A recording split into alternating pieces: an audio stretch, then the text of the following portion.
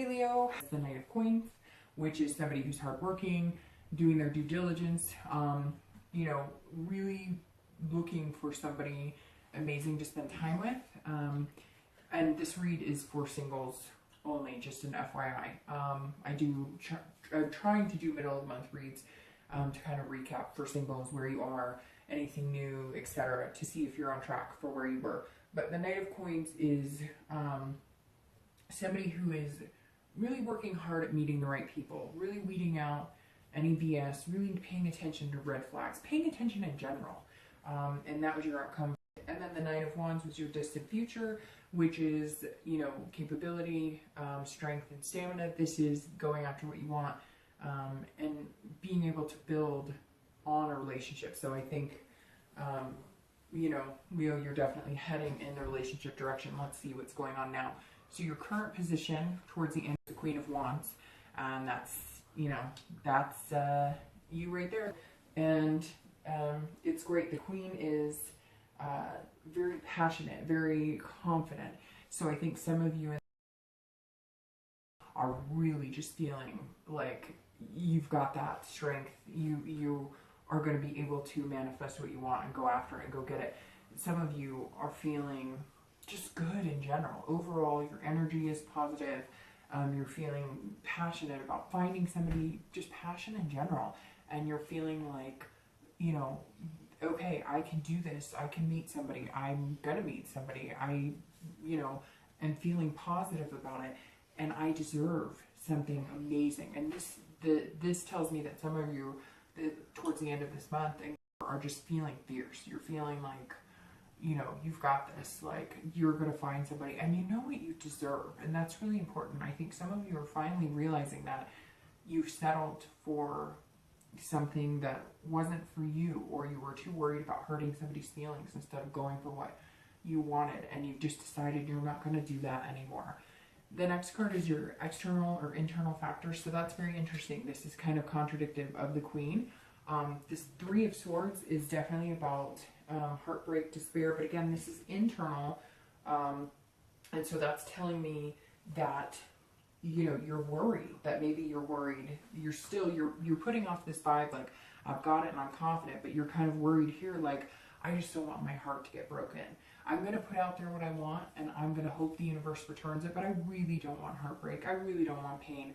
I really don't want to go through anything. And so you're doing your due diligence of the night. You're, you know, checking things 2-3 times over. And I know that sounds weird saying checking, but like, you really are paying attention. Like, is this person being genuine with me or are they bullshitting me?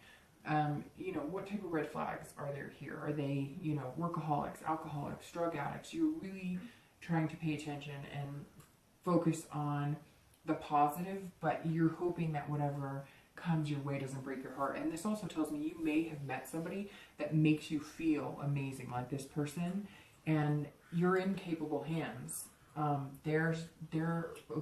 It comes across as, if you have met somebody, they're very capable of, you know, growing into a future with you and growing into a relationship with you. But you may feel like it's too good to be true, which is interesting because Sag is kind of getting that, and you guys are both fire signs, and Sagittarius was getting that a little bit of, they had this great energy here, but a little nervousness, anxiety there. So, you know, you keep doing this, and eventually, hopefully, you'll feel that way inside. But some of you may be nervous, you're meeting people, and you just want to make sure that, you know, they don't break your heart. So you're excited and you're feeling amazing and you want to meet people, or you may have met a person or a few people, but you're guarding your heart a little bit, which nothing wrong with that. Just don't always wait for the other shoe to drop. You know what I mean? The next card you have is your outcome. So let's see how that goes.